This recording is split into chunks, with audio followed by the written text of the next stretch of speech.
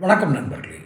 திமுகவில் இப்போ இருக்கிற நம்ம தமிழக முதல்வருடைய அண்ணன் அழகிரியை இணைக்கிறதுல என்ன விஷயம் இப்போ மேலிடத்தில் ஓடிக்கிட்டு இருக்குங்கிற ஒரு தகவல் வந்துச்சு. என்னென்னா, இவரை மீண்டும் திமுகவிற்குள் இணைத்தால், கட்சி உறுப்பினர் ஏதோ ஒரு பதவி கொடுத்து இணைத்தோம்னா, இவர் கட்சியை அபகரித்து விடுவார். அபகரிக்கிறதுனா வேற எங்கேயோ கொண்டு போய் வைக்கிறது இல்லை, அவர் தலைவர் ஆவார், அவருடைய ஆதரவாளர்கள் பெருகுவார்கள். அப்புறம் இவர் மகனை எப்படியாவது உதயநிதியை கொண்டு போய் முதலமைச்சராக்கணுன்ற கனவுகள் தவிர்க்கப்படும். இல்லை, இதெல்லாம் செய்கிறதுக்காக அவர் உள்ளே வருவார்னு இல்லை, வந்தால் அவருடைய அதிரடி ஆட்டம் அப்படி தான் இருக்கும். தனக்கான ஃபாலோயர்ஸ், தன்னுடைய ஆதரவாளர்கள், அவர்களுக்கு என்ன பண்ணணும், ஏன்னா இத்தனை வருஷமாக என்னென்ன பாடுபட்டுருக்காங்கன்னு தெரியும். அதெல்லாம் அவங்க ஈடுகட்டுற அளவுக்கு அவங்களுக்கு என்ன முக்கியத்துவம் கொடுக்கணும். திரும்ப வெற்றி தோல்வி, அவர் ஒரு தனிசாராருக்கு மட்டும் இது பண்ணுவார், தன்னோட ஆள்களுக்கு மட்டும் ஃபேவராக இருப்பார், அப்படி இல்லை. வெற்றிக்கு என்ன செய்யணுமோ அதை செஞ்சுருவார், அதிரடியாக கூட செய்வார்.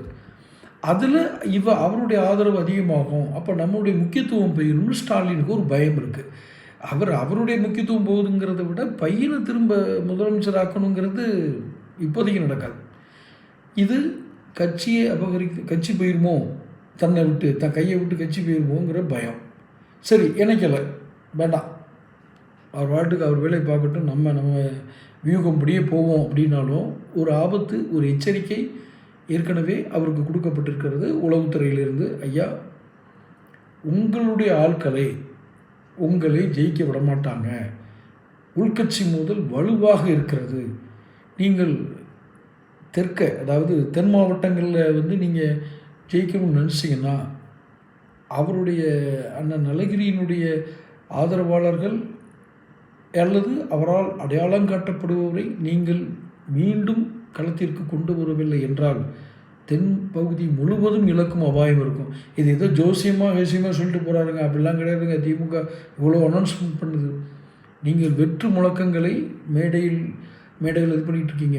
உங்கள்கிட்ட பழைய ஓய்வூதிய சம்பளம் வாங்கிக்கிட்டு எல்லோரும் ஸ்வீட்டை வாங்கி சாப்பிட்டு போனவங்கெல்லாம் என்ன பண்ணாங்க? அந்த உறுப்பினர்கள்லாம் எங்களை ஏமாற்றிட்டீங்க, கவர்மெண்ட் ஏமாற்றிடுச்சு, அந்த ஜாக்டோஜி அமைப்பு ஏமாற்றிடுச்சுன்னு சொல்லி திரும்ப வந்துட்டாங்க போராட்டத்துக்கு. ஆக நாளொரு மேனி பொழுதொரு ஒன்றுமா போராட்டம் நடந்துகிட்ருக்கு. இந்த ஆட்சிக்கு எதிரான மனப்பாங்கு வளர்ந்துக்கிட்டு இருக்கு. இப்போ நீங்கள் அவரை கூப்பிடலைன்னா, திரும்ப கூப்பிட்டு ஏதோ ஒன்று சரி கட்டுறது கூப்பிடலைன்னா ஆட்சிக்கு ஆபத்து.